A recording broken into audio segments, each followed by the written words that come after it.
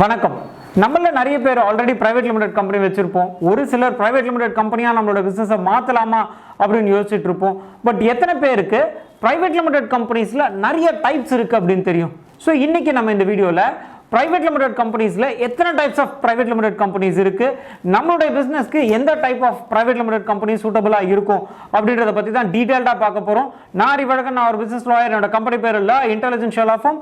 And இந்த சேனலுடைய நோக்கம் அப்படின்றத பாத்தீங்கன்னா பிசினஸ்ல இருக்கக்கூடிய தொழில் முனைவோர் அத்தனை பேரும் எந்த விதமான சட்ட சிக்கல்களும் இல்லாம தன்னுடைய பிசினஸை சக்சஸ்ஃபுல்லா பண்ணணும் அப்படின்றதா எங்களுடைய எண்ணம்.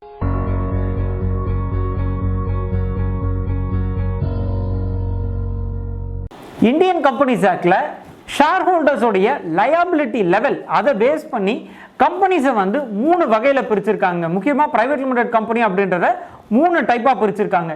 இது என்னென்ன அப்படின்றது ஒவ்வொன்றத்தை பத்தியும் தனித்தனியா பார்ப்போம். அதே சமயம் இந்த பிரைவேட் லிமிடெட் கம்பெனியை எப்படி நம்ம ரிஜிஸ்டர் பண்றது, இதுக்கு தேவையான டாக்குமெண்ட்ஸ் என்ன, ரிஜிஸ்ட்ரேஷன் ப்ரொசீஜர் என்ன, அது மட்டும் இல்லாமல் இப்போ நம்ம இந்த வீடியோவில் சொல்லியிருக்கோம் இல்லைங்களா 3 type of private limited companies இருக்கு அப்படின்னு. ஸோ இதை பற்றின விவரங்கள் இது எல்லாமே பிடிஎஃபாக ஒரு டாக்குமெண்ட்டாக இருக்கு. ஸோ அந்த டாக்குமெண்ட் உங்களுக்கு தேவைப்படுது அப்படின்னா டிஸ்கிரிப்ஷனில் அதுக்கான லிங்க் கொடுத்துருக்கோம். அங்கே போய் நீங்கள் இதுக்கான இந்த பிடிஎஃப் ஃபைலை வந்து நீங்கள் டவுன்லோட் பண்ணிக்கலாம். ரொம்பவே உங்களுக்கு யூஸ்ஃபுல்லாக இருக்கும். ஓகே, சப்ஜெக்ட்டுக்கு வரலாங்க. 3 types of private limited company சொல்லியிருந்தேன் இல்லைங்களா. அதுல முதல் விதம் அப்படின்னு பாத்தீங்கன்னா கம்பெனி லிமிடெட் பை ஷேர்ஸ் அப்படின்னு சொல்லுவாங்க. இது பிரைவேட் லிமிடெட் கம்பெனியா ரிஜிஸ்டர் ஆகக்கூடிய 99% கம்பெனிகள் இந்த வகையில தாங்க ரெஜிஸ்டர் ஆகும். அது என்ன கம்பெனி லிமிடெட் பை ஷேர்ஸ் அப்படின்னு கேட்டீங்கன்னா, ஒரு பிரைவேட் லிமிடெட் கம்பெனி இருக்கு, அதுல இருக்கக்கூடிய ஷேர் ஹோல்டர் அப்படின்றவர் அந்த கம்பெனியில எவ்வளவு முதலீடு செஞ்சிருக்காரோ, அதாவது அதுல எவ்வளவு வந்து பெய்ட் அப் கேபிட்டல் இருக்கோ அது வரைக்கும் தான் அந்த ஷேர் ஹோல்டர்ஸ் உடைய லயபிலிட்டி. இதுதான் நம்ம வந்து கம்பெனி லிமிடெட் பை ஷேர்ஸ் அப்படின்னு சொல்றோம். ஒரு இந்த வகையான கம்பெனிகளுக்கு இருக்கக்கூடிய மேஜர் அட்வான்டேஜ் அப்படின்றது லிமிடெட் லயபிலிட்டி. லிமிடெட் லயபிலிட்டி அப்படின்றது என்னன்னா, நிறைய வீடியோஸ்ல நான் சொல்லியிருக்கேன். இதோடைய தமிழாக்கம் அப்படின்றது வரையறுக்கப்பட்ட கடன் சுமை இல்ல வரையறுக்கப்பட்ட பொறுப்பு அப்படின்னு சொல்லுவோம். அதாவது நீங்க ஒரு ஷேர் ஹோல்டரா இருக்கீங்கன்னா அந்த நிறுவனத்துல நீங்க எவ்வளவு வந்து முதலீடு செஞ்சிருக்கீங்களோ உங்களுக்கான கடன் சுமை இல்ல உங்களுக்கான பொறுப்பு அப்படின்றது அந்த கம்பெனி மேல நீங்க எவ்வளவு ஷேர்ஸ் இன்வெஸ்ட் பண்ணிருக்கீங்களோ அது வரைக்கும் தான். அதுக்கு மேல உங்களுக்கான லயபிலிட்டி அப்படின்றது இருக்கா. ஒரு உதாரணத்தோடவே பார்த்துருவோமே. நீங்க வந்து ஒரு மேனுஃபேக்சரிங் கம்பெனி வச்சிருக்கீங்க. உங்க மேனுஃபேக்சரிங் கம்பெனி மூலமா கார் கம்பெனிகளுக்கு தேவையான உதிரி பாகங்கள் நீங்க சப்ளை பண்றீங்க. ஒரு பெரிய கார் கம்பெனி உங்களுக்கு வந்து ஒரு 10,000 குவான்டிட்டி வந்து ஏதோ ஒரு உதிரி பாகம் உங்ககிட்ட இருந்து வாங்குறாங்க. நீங்களும் வந்து ஜனவரி 10ஆம் தேதிக்குள்ள டெலிவர் பண்ணிடுறேன் அப்படின்னு சொல்லியிருக்கீங்க. ஆனா பல காரணங்களால உங்களால அந்த ஜனவரி 10ஆம் தேதி உங்களால ப்ராடக்ட்களை சப்ளை பண்ண முடியல. உங்களுக்கு சப்ளை பண்றதுக்கு இன்னும் ஒரு 20 நாள் 25 நாள் ஆயிடுது. ஸோ ஒரு 20-25 நாள் டிலேவோட தான் நீங்க வந்து ப்ராடக்ட் சப்ளை பண்றீங்க. அந்த ஒரு காரணத்தினால அந்த கார் கம்பெனிக்கு ப்ரொடக்ஷன் பாதிக்கப்படுது. அவங்களுடைய கஸ்டமருக்கு சொன்ன தேதியில டெலிவர் பண்ண முடியல. பெரிய லாஸ் அந்த கம்பெனி வந்து ஃபேஸ் பண்றாங்க உங்களால. சோ அந்த கார் கம்பெனி உங்க கம்பெனி மேல ஒரு இழப்பீடு வந்து கோர்றாங்க. சுமார் வந்து ஒரு 50 லட்சம் ரூபாய் இழப்பீடு கோர்றாங்க அப்படின்னு வச்சுப்போமே.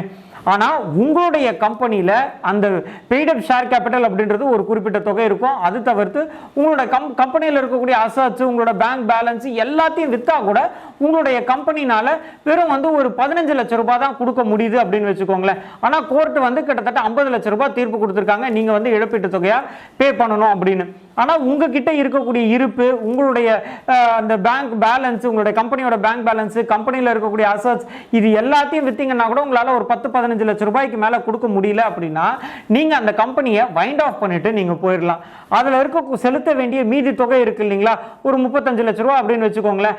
அந்த தொகையை உங்களுடைய பர்சனல் ப்ராப்பர்ட்டிக்கு ஆபத்து எதுவும் வராது.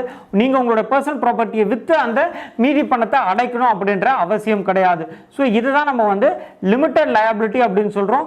இந்த வகை அட்வான்டேஜ் அப்படின்றது கம்பெனி லிமிடெட் பை ஷேர்ஸ் அந்த வகையான நிறுவனத்துக்கு மட்டும்தான் இது பொருந்தும். இது ஒரு வகை. அடுத்து பிரைவேட் லிமிடெட் கம்பெனியில 2வது வகையான பிரைவேட் லிமிடெட் கம்பெனி என்னன்னு கேட்டீங்கன்னா கம்பெனி லிமிடெட் பை கேரண்டி அப்படின்னு சொல்லுவாங்க.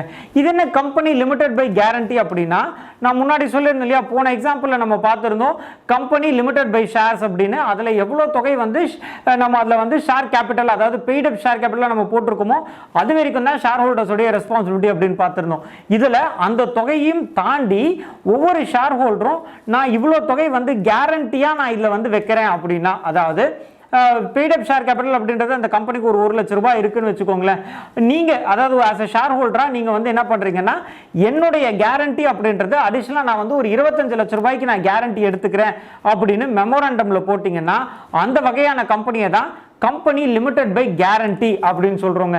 ஸோ இதில் என்ன ஆகும் அப்படின்னு பார்த்தீங்கன்னா முன்னாடி நான் வந்து ஒரு எக்ஸாம்பிள் சொல்லியிருந்தேன் இல்லைங்களா, நீங்கள் வந்து ஒரு கார்களுக்கு தேவையான ஆக்சசரி சப்ளை பண்ணக்கூடிய ஒரு கம்பெனி வச்சிருக்கீங்க. ஏதோ ஒரு பெரிய ஆர்டர் கிடைக்குது, குறிப்பிட்ட தேதிக்குள்ள அந்த ஆர்டருக்கான டெலிவரி உங்களால் பண்ண முடியல, அதனால அந்த கம்பெனி வந்து உங்க மேல ஒரு இழப்பீட்டு தொகையா ஒரு 50 லட்சம் ரூபாய் கேட்குறாங்க அப்படின்னு.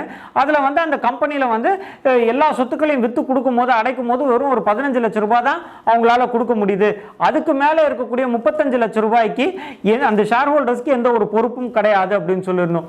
ஆனா இந்த இடத்துல இந்த வகையான கம்பெனிகள்ல நீங்க ஆஸ் எ ஷேர் ஹோல்டரா ஏதாவது ஒரு கேரண்டி கொடுத்துருக்கீங்க அப்படின்னா, உதாரணத்துக்கு ஒரு 25 லட்சம் ரூபாய்க்கு கேரண்டி கொடுத்துருக்கீங்க அப்படின்னா இந்த கம்பெனி பே பண்ண வேண்டியிருக்கும் இல்லையா 50 லட்சம் ரூபாய், அதுல இருந்து 15 லட்சம் ரூபாய் வரைக்கும் தான் அந்த கம்பெனியால பே பண்ண முடியுதுன்னா அதுக்கு மேல உங்களுடைய கை காசை போட்டு நீங்க வந்து 25 லட்சம் ரூபாய் அடிஷனலா போட்டு நீங்க வந்து அந்த கடனை அடைச்சிருக்கணும்.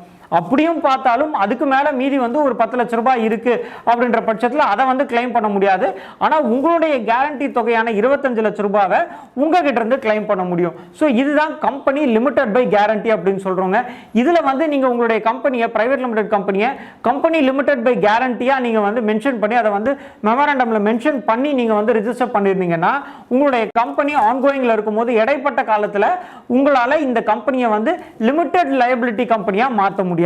சோ இது வந்து இரண்டாவது type of company, company limited by guarantee. அடுத்து இந்த பிரைவேட் லிமிடெட் கம்பெனில மூணாவது டைப் ஆஃப் கம்பெனி அப்படின்றது பாத்தீங்கன்னா அன்லிமிட்டெட் கம்பெனி அப்படினுங்க. நம்ம முதல்ல பார்த்தோம் இல்லைங்களா வரையறுக்கப்பட்ட கடன் சுமை அப்படின்னு, அதாவது இந்த தொகை வரைக்கும் தான் ஷேர் ஹோல்டர்ஸ்க்கு லயபிலிட்டி, அதாவது எவ்வளவு அவங்க இன்வெஸ்ட் பண்ணிருக்காங்களோ அது வரைக்கும் தான் அவங்களோட லயபிலிட்டி அப்படின்னு பார்த்திருந்தோம். ஆனா இந்த டைப் ஆஃப் என்டிட்டில, அதாவது மூணாவது டைப் ஆஃப் என்டிட்டி அப்படின்றதுல அன்லிமிட்டெட் லயபிலிட்டிங்க. அதுல இருக்கக்கூடிய ஷேர் ஹோல்டர்ஸ்க்கு கடன் சுமை இல்ல பொறுப்பு அப்படின்றது வரையறுக்கப்படாத கடன் சுமை, வரையறுக்கப்படாத பொறுப்பு அப்படின்னு சொல்லலாம். முதல் எக்ஸாம்பிள் நம்ம பார்த்திருந்தோம் இல்லைங்களா, அதே எக்ஸாம்பிள் இங்க அப்ளை பண்ணும்போது அந்த கம்பெனி தன்னுடைய சொத்துக்கள் எல்லாம் வித்து 15 லட்சம் ரூபாய் கொடுத்திருக்காங்க, மீதி அவுட்ஸ்டாண்டிங் அப்படின்றது ஒரு 35 லட்சம் ரூபாய் இருக்கு அப்படின்ற பட்சத்துல மொத்த தொகைக்கும் நீங்க தான் ரெஸ்பான்சிபிள்ங்க, வேற எங்கேயுமே இல்லை. நீங்க வந்து ஆஸ் எ ஷேர் ஹோல்டரா உங்களுடைய சொந்த சொத்துக்களை வித்து அந்த ஏற்பட்ட இழப்பு அப்படின்றத நீங்க அடைக்க வேண்டியிருக்கும். இது மூணாவது டைப் ஆஃப் என்டிட்டி. ஸோ நம்ம இன்னைக்கு இந்த வீடியோல ஒரு பிரைவேட் லிமிடெட் கம்பெனி அப்படின்றது 3 டைப்ஸ்ல பிரியும். ஒன்னு கம்பெனி லிமிடெட் பை ஷேர்ஸ், ரெண்டாவது company limited by guarantee, and மூணாவது அன்லிமிட்டெட் கம்பெனி அப்படின்னு பார்த்தோம். ஸோ இதுதாங்க 3 வகையான கம்பெனிஸ். ஆனால் நான் முன்னாடியே சொல்லியிருந்த மாதிரி கிட்டத்தட்ட 99% டிஃபால்ட்டா லிமிடெட் பை ஷேர்ஸ் அப்படின்ற அந்த கேட்டகரிக்குள்ள தான் ரெஜிஸ்டர் பண்ணியிருப்பாங்க. ஸோ இன்னைக்கு நம்ம இந்த கம்பெனி ரெஜிஸ்ட்ரேஷன்ஸ் பற்றிலாம் பார்த்தோம். ஸோ இதே மாதிரி பிசினஸ் ரீதியான பிசினஸ் ரெஜிஸ்ட்ரேஷன் சம்பந்தமான தகவல்கள் இதெல்லாம் பற்றி நிறைய தெரிஞ்சுக்கணும் அப்படின்னா எங்களோட சேனலை சப்ஸ்கிரைப் பண்ணுங்க. நான் அறிவழகன், நான் ஒரு பிசினஸ் லாயர், கம்பெனி பேர் லா இன்டெலிஜென்ஷியல் ஆஃபம். நன்றி, வணக்கம்.